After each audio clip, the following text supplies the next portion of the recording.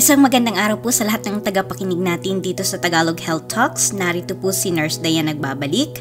At ngayong araw na ito, pag-usapan po natin ang tungkol sa migraine at magfo-focus po tayo doon sa mga dietary supplements na pwedeng makatulong upang mabawasan ang episodes or yung atake nitong migraine at ang dulot nitong sakit. Diet at migraine. Marami na pong mga isinagawang scientific na mga pag-aaral para tuklasin ang relasyon sa kakulangan ng mga sustansya at pagdanas ng matinding sakit nitong migraine.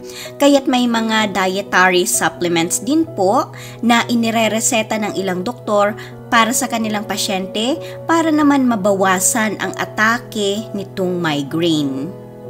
Ngunit bago po natin banggitin yung mga karaniwang supplements or dietary supplements para dito sa migraine, magbigay muna po tayo ng ilang background.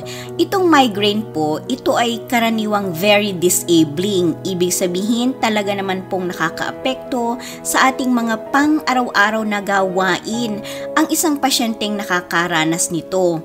Kalimitan din po ang migraine ay may kasamang pagduduwal at pagsusuka or nagiging sensitibo po ang pasyente sa liwanag. Usually din po or kalimitan ay unilateral or sa isang side lamang nararanasan ang sakit na dulot nitong migraine. At tila po ba yung bahaging sumasakit ay pumipintig-pintig or tumitibok-tibok at ito po yung tinatawag sa Ingles na pulsating headache kung i-describe nila. Mas karaniwan din po according sa mga pag-aaral na nangyayari ang migraine headache sa mga babae.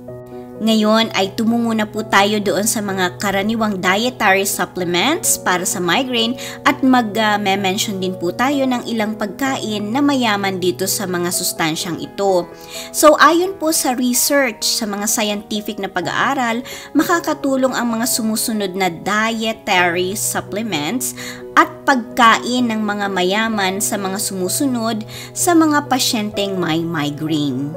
Tandaan po, napakahalaga lamang na kinakailangan po na kumonsulta muna or makipagkita muna po kayo sa inyong doktor bago uminom ng alinman sa mga ating mababanggit para po kayo ay makatiyak or makasigurado na angkop sa inyo itong mga dietary supplements na ito na hindi po ito magiging contraindicated sa anumang medical condition na meron kayo. Ang una po sa ating listahan ay itong tinatawag na magnesium. Itong magnesium po, ito ay tumutulong para magkaroon tayo ng malakas at matibay na mga buto at kalamnan. Nakakatulong din po itong magnesium para makontrol ang ating presyo ng dugo, lalo na po doon sa may mga tumataas na blood pressure or yung may mga na-diagnose ng hypertension. Ngayon sa migraine, lumalabas po sa mga scientific studies na ang mababang level ng magnesium sa dugo ay nagreresulta sa pagkipot ng daluyan ng dugo. Kapag po kumipot ang daluyan ng dugo, hindi po makakadaloy ng ayos ang dugo papunta sa iba't ibang bahagi ng ating katawan kasama na sa ang ating utak. At maaari pong isa sa mga dahilan itong pagkipot ng daluyan ng dugo ang pagkakaroon ng migraine kapag hindi po ayos ang daloy ng dugo. Napag-alaman din po na karamihan doon sa mga pasyenteng na-diagnose nitong migraine, sila ay may mababang level ng magnesium sa kanilang katawan. Nakakatulong din po ang magnesium para makontrol ang tindi or yung severity ng sakit na dulot ng migraine. At ito pong magnesium, ito ay considered din na antioxidant. So itong antioxidant, makakatulong po ito para mabawasan din ang inflammation sa katawan. At sinasabi din po ng mga pag-aaral na posibleng isa sa dahilan ng migraine ay ang pagkakaroon ng inflammation. Pagdating naman po sa pagkain, mayaman po sa magnesium yung mga green leafy vegetables natin, mga malunggay, mga talbos ng kamote, ang mga mani or yung mga nuts katulad po ng kasoy, at kung nandito po kayo sa ibang bansa katulad dito sa US, very accessible po sa atin ang almonds, peanut butter, mga buto tulad ng buto ng kalabasa, mga beans. Paborito po namin ang lentils at ang kidney beans, ang mga isda tulad ng tuna at mackerel, ang avocado, paborito din po namin yan, saging at dark chocolate. Doon po sa mga mahilig sa atin ng maglaga ng kakao, ng giniling na kakao, ayan, mayaman din po yan sa magnesium. May ilan rin pong pasyente na nereresetahan ng kanilang doktor ng supplement, magnesium supplements, tulad ng magnesium oxide.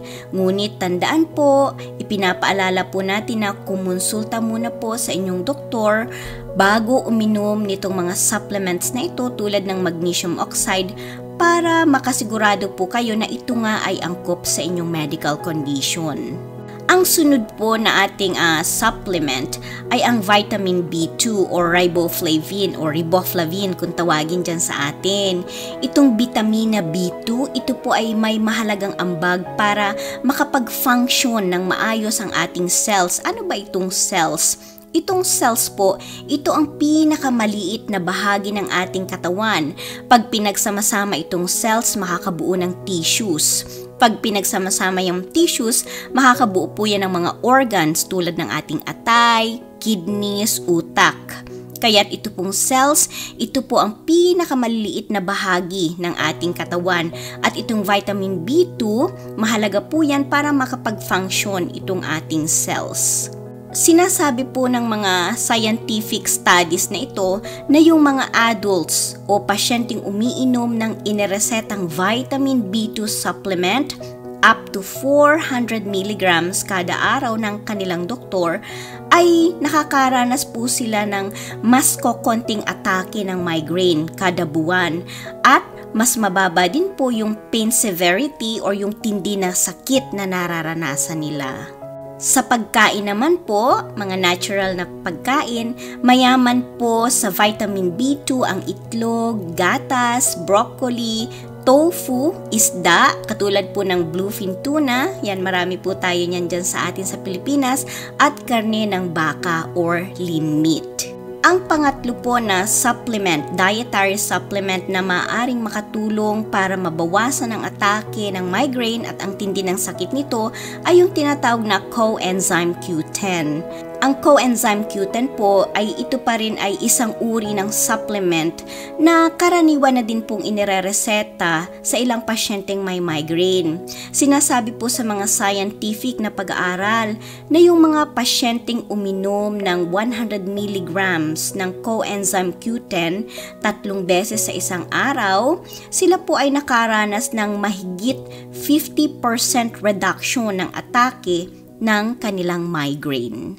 Ito rin pong coenzyme Q10, ito rin ay isang powerful antioxidant at tumutulong itong coenzyme Q10 na i-convert yung ating mga kinain sa enerhiya para magamit ng ating katawan. Sinasabi po kasi ng mga medical experts na yung kakulangan ng enerhiyang maaaring magamit ng ating utak ay pwedeng magresulta sa migraine attacks. So itong coenzyme Q10 po, tutulong ito para ma-convert yung ating mga kinain sa enerhiya. Ang sunod po na ating supplement, dietary supplement para sa migraine ay ang vitamin D. Ito pong migraine na banggit natin ay pwede rin pong cause nito ang inflammation. Meron po tayong video dito sa Tagalog Health Talks tungkol sa inflammation. Maaari nyo pong i-type lang ang inflammation, pananakit, pamamaga, pamumula, pag-init, Tagalog Health Talks para makita nyo yung video na yon. Itong vitamin D, ito po ay isang potent anti-inflammatory, kaya't maaari po itong makatulong para ma-prevent yung mga atake ng migraine. May isang pag-aaral din po ang isinagawa kung saan inireseta ang simvastatin 20 mg 2 times a day or 2 beses sa isang araw at vitamin D 1,000 international units 2 beses din sa isang araw sa mga pasyenteng may migraine. So nagsagawa po sila ng pag-aaral at ito yung ibinigay nilang gamot. Ngayon, ang resulta po noon, mas nabawasan po ang atake, ang frequency ng atake ng migraine doon sa mga pasyenteng uminom nitong simvastatin 20 mg 2 beses sa isang araw na may kasama ding vitamin D 1,000 international units 2 beses din sa isang araw. Ngayon, tandaan po natin, ine-emphasize po natin ito lalong-lalo na doon sa mga mahilig uminom ng mga dietary supplements. Muli po ay napakahalagang tandaan natin na kinakailangang sumangguni muna po tayo kanino? Sa ating doktor. Hindi po sa ating kapitbahay na umiinom din itong mga dietary supplements na ito, kundi sumangguni muna po tayo sa ating doktor bago uminom ng mga over-the-counter na mga gamot na ito kasama na itong mga dietary supplements para po makatiyak kayo or makasigurado na angkop sa inyo yung mga supplements na ito. Mahalaga po na ma-identify or ma-diagnose ng inyong doktor kung ang inyo nga bang nararanasang pananakit ng ulo ay sanhi nga ba nitong migraine. Bakit? Sapagkat maaari pong may ibang dahilan ang pananakit ng ulo. Ito po kasing pananakit ng ulo, ito ay non-specific para sa migraine. Maaari pong may ilang dahilan nito tulad ng pagkakaroon ng uncontrolled na high blood pressure, impeksyon, pagtaas or pagbaba kaysa normal ng ilang hormones natin sa katawan, pinsala sa ulo, leeg o sa inyong spine, lalo na po kung recently kayo ay nagkaroon ng trauma. Halimbawa, kung kayo po ay aksidente na hulog at napabagok ang inyong ulo or leeg. Poor posture, stress, karaniwan din pong sanhi ito, problema sa ngipin or sa inyong gums, lalo na po kung nagkaroon ng impeksyon, problema sa mata, diet, dehydration kung kulang po ang naiinom nating tubig, lalo na kung tayo ay nagbabad sa araw or kung tayo po ay sobrang nagpapawis, at iba pa. Kung nais nyo pa pong makapanood pa ng iba pang Tagalog Health videos, paki-like lang po at mag-subscribe dito sa ating channel, dito po sa Tagalog Health Talks. Muli po, ako po si Nurse Dayan at maraming salamat po sa inyong panonood. Tagalog Health Talks.